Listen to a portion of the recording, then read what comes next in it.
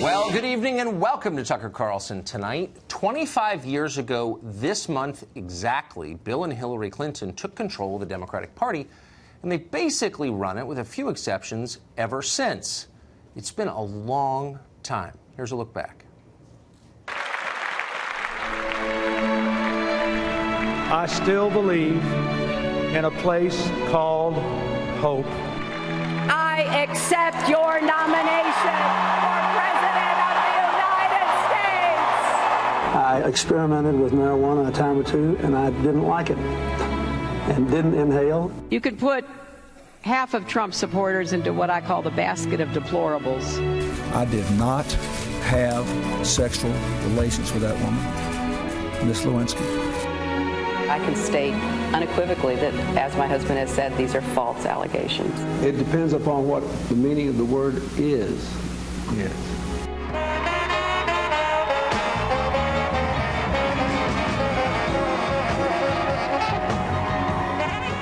The great story here, for anybody willing to find it and write about it and explain it, is this vast right-wing conspiracy. What difference at this point does it make? I feel your pain. This was the biggest nothing burger ever. Thank you, and may God bless you and the United States of America.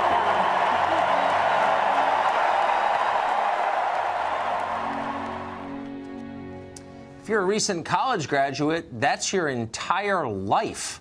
That's how long the Clintons have been in control, a quarter century. And for decades, they've held control because they and their acolytes have ruthlessly stamped out numerous charges of sexual harassment and assault brought against Bill Clinton. Suddenly, out of nowhere, that's no longer working for them. The society-wide backlash against sexual harassment by powerful producers, actors, and politicians has finally turned and bit the Clintons themselves. Just yesterday, Democratic Senator Kirsten Gillibrand, she's the one who filled Hillary Clinton's New York Senate seat when Hillary left it to become Secretary of State, said that Bill Clinton should have resigned during the Monica Lewinsky scandal. In response, Gillibrand was blasted by Hillary Clinton's longtime spokesman, Philippe Reines. He tweeted this: "Over 20 years, you took the Clintons' endorsements, money, and seat. Hypocrite." But Senator Gillibrand is not alone in turning on the Clintons. Liberal blogger Matt Iglesias, who's defended them for years, he works at Vox, he now says the president should have resigned back then. At an event in Miami, former DNC chair Donna Brazile, also very close to the Clintons, says that Bill Clinton's accusers deserve to be heard. Where's this coming from? What does it mean other than the end of the Clinton era, finally and completely? Chris Hahn is an attorney. He spent years working for Senator Chuck Schumer of New York, a longtime Clinton ally, and he joins us tonight. Chris, thanks for joining us. Anytime, Tucker. Thanks for having me. I'm not going to pile on the Clintons. Actually, I'm going to say something that I didn't think I would ever say. I agree with Philippe Reines in this case. I think that Senator Gillibrand is basically treating the Clintons like the Clintons treated women. She used them, and now she's discarding them. And I think it is contemptible. Wouldn't you agree? No, look, I mean, she's got a good opinion, and I think it's a good voice that needs to be heard. And let's face it, Tucker, I think that opinions on some of the things that happened in the 90s have evolved dramatically in this country, particularly in the last, 10 months or so. And I think that there's people looking back on what happened, not just with Bill Clinton, but Anita Hill and Justice Thomas, with a whole new light, and they are looking at the women that were involved in that. If I were much younger, you might be able to pull that over on me, because I'd be like, really? People didn't worry about rape in the 1990s? But I was there, actually.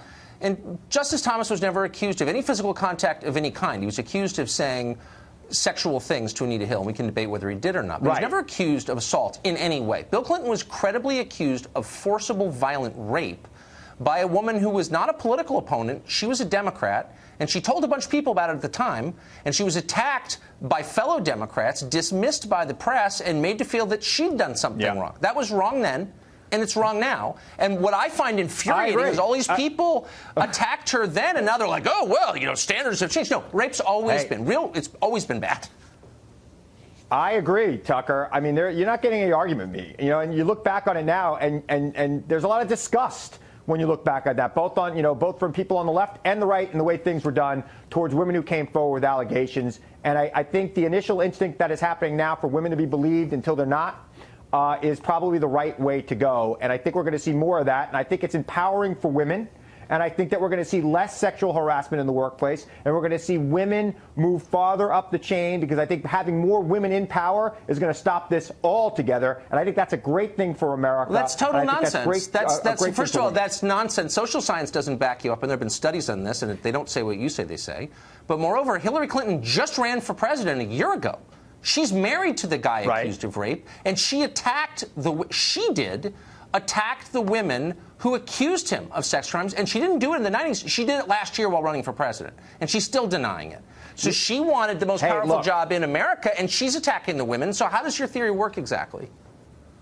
Tucker, on the Clintons, I love them. I think Bill was a great president. I think she would have been a great president. They are no longer going to be the leaders of the Democratic Party. That is very, very clear at this point. In about a year and a half, we'll pick a new nominee to run for president, and he or she will be the leader of the Democratic Party going forward until they're not president or until they lose the presidential No, you're right, race. and that's an interesting conversation. No, I agree with you, and actually, I would love to have a longer conversation about which wing in the party is ascendant at this point. But I can't, we need to, and I don't want to do a week of sex stories about the Clintons, because they're off the stage. I agree with you. I hope this is the last one we ever do. They're gone. I agree with you.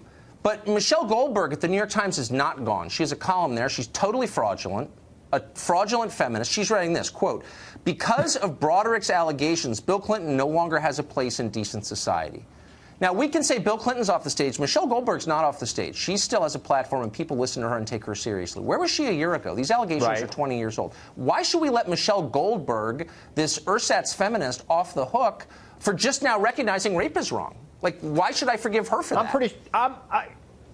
I've seen Michelle Goldberg. I don't think she was writing a column for the New York Times in 1996. She was defending Hillary Clinton a year ago. I read her stuff. She was defending Hillary. We'll have to vote for Hillary. Well, look, Tucker, you're going to hold Hillary Clinton responsible for her husband's crimes? That's ridiculous.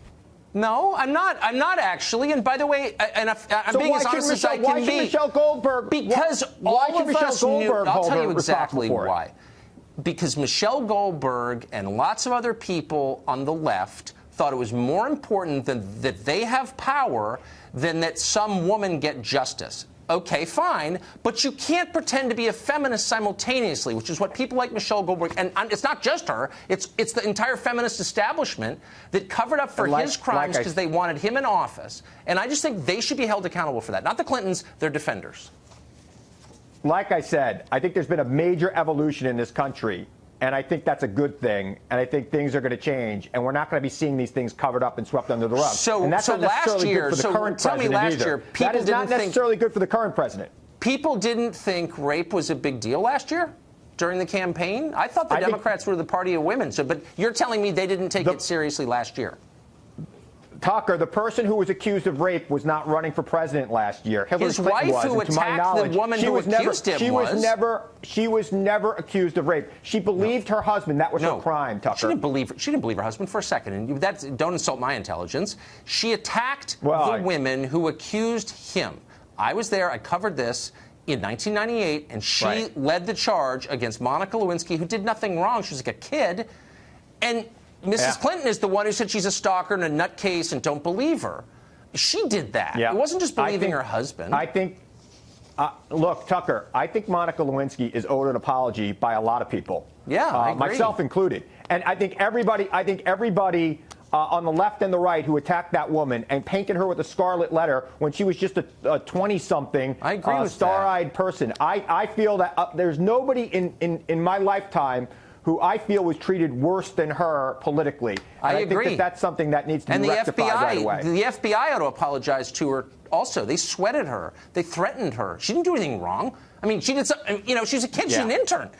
But I agree. There are many people responsible for wrecking that woman's life. But Hillary Clinton is one of them. And my only point is, when it was politically expedient, all these fake feminists defended Hillary Clinton. And now that she's off the stage, they're like, oh, I can unburden myself. Just kidding.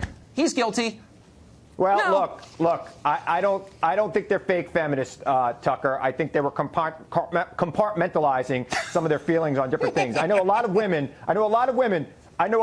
who do not like Bill Clinton to this day. And are very critical of Bill Clinton because of the Monica Lewinsky scandal, because of the other things brought up against him. And these are liberal women. Chris, I hope that we have closed the book on the Clintons, and we'll see you back here on another topic. Thank you. Well, I think we have. Thanks, man.